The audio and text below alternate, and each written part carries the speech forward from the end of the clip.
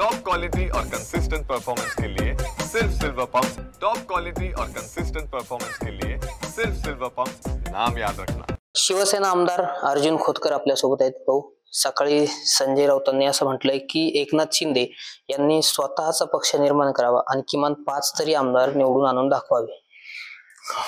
मुळामध्ये आता म्हणजे असं वाटतं की त्यांना विसरबोळे झाले वाटतात माननीय संजय राऊत साहेब। उभाठा आणि शिवसेना ही वेगळी झाल्यानंतर शिंदे साहेबांनी 57 आमदार निवडून आणलेच ना, कदाचित त्याचा विसर पडला असेल त्यांना, तो शॉकमुळे झाला असेल की एवढे आमदार निवडून आल्यामुळं। तर मला असं वाटतं की आता काय बोलावं यांच्या रोजच्या बोलण्यावरती। खरं तर वेगळं होऊनच 57 आमदार या ठिकाणी निवडून आणले, ही ताकद माननीय एकनाथ शिंदे साहेबांनी राज्यात नाही देशामध्ये उदाहरण उभा केलेलं आहे। पहिल्यांदाच कोणता पक्ष बाजूला होऊन लढतो आणि सत्ता निवडून जागा निवडून आणतो आणि एवढे खासदार निवडून आणतो। मला असं वाटतं की हे यश त्यांना खपत नाही। काँग्रेसचे पुण्याचे माजी आमदार रवींद्र धंगेकर यांना शिवसेनेने ऑफर दिलेली आहे आणि उदय सामंत यांनी स्वतः पत्र लिहून त्यांना असं म्हटलेलं आहे की आता शिंदेशिवाय पर्याय नाही। त्यावरती धंगेकरांनी सुद्धा कबुली दिलेली आहे। राज्यामध्ये जो 2.5 वर्षाचा कालावधी माननीय एकनाथ शिंदे साहेबांचा राज्यामध्ये झाला, 2.5 वर्षाच्या कालखंडामध्ये जे काम माननीय एकनाथ शिंदे साहेबांनी उभा केलं ते जनमानसाच्या मनावरती एवढं बिंबलेलं आहे की लोकांनी नेता म्हणून माननीय एकनाथ शिंदे साहेबांना स्वीकारलेलं आहे।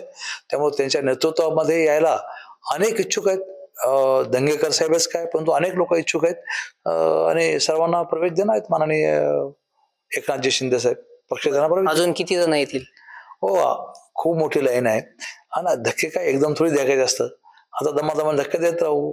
वरही सांगितलं, आम्ही सांगतो की जिल्हा पातळीवर नाही, आता कोणी थांबायला तयार नाही। तिकडे काँग्रेसमध्ये कोणी थांबायला तयार नाही, ओबटामध्ये कोणी थांबायला तयार नाही आणि बाकी इतर पक्षात सुद्धा कोणी थांबायला तयार नाहीत। सर्वांना इकडे यायचं, पण आम्ही सर्व घेऊन काय करायचं हा एक आमचा प्रश्न आहे। बरं, हे जे धक्के आहेत स्थानिक स्वराज्य संस्थे निवडणुकीच्या आधी बसेल? 100% सुरुवात झालेली। बघता 10 नगरसेवक आमचे जालन्यामध्ये आलेत, अजून लाईन मध्ये पाईपलाईन मध्ये काही लोक यायला, तर घेऊ ना वेळच्या वेळेला। बरं, सीमावादचा प्रश्न सध्या पेटलेला आहे आणि त्यावरून संजय राऊत यांनी असं म्हटलेलं आहे की एकनाथ शिंदे हे अटकेच्या भीतीमुळे तिकडे जात नाही। नाही, असं नाही। माननीय एकनाथ शिंदे साहेब सीमा भागात गेले, तो एक ज्याला म्हणता येईल की तिथं राहिले, ते जेलमध्ये सुद्धा त्या काळात गेले असं मी ऐकूय। माननीय शिवसेना प्रमुखांनी मलाही पाठवलं होतं, मी सीमा भागात गेलो होतो। हे नाकारणार का तुम्ही?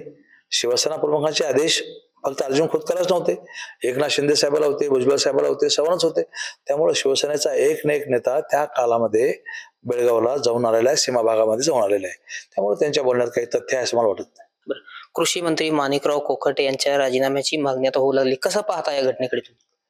नाही, आता हा निर्णय माननीय उच्च न्यायालयाच्या निर्णयावरती टिप्पणी करावी असं म्हणत करता येत नाही, परंतु मला असं वाटतं की वरचं न्यायालय आमचे माननीय मित्र माणिकरावजी कोकाटे यांना दिलासा देईल, बेल झाली, त्यांच्या शिक्षेला स्थगिती निश्चितपणे मिळेल हा मला विश्वास आहे। बरं, आज भारत पाकिस्तानचा सामना होणार आहे, काय प्रतिक्रिया?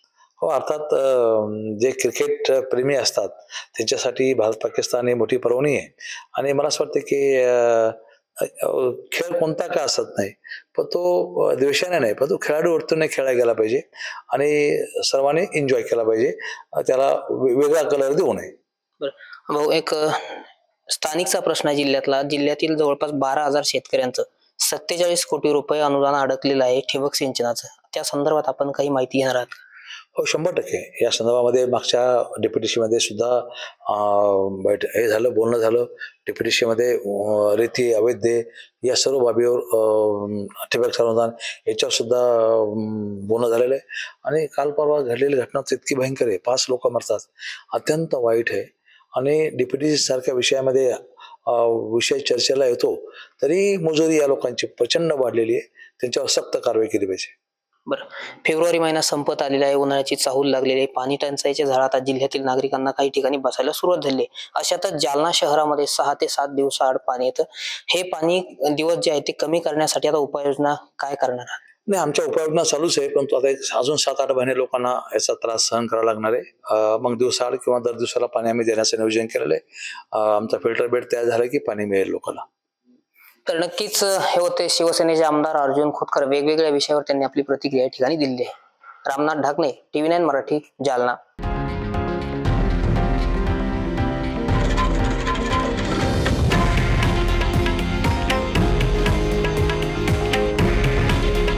हे आहे देशातील नंबर 1 न्यूज नेटवर्क आणि आपण पाहत आहात TV9 मराठी.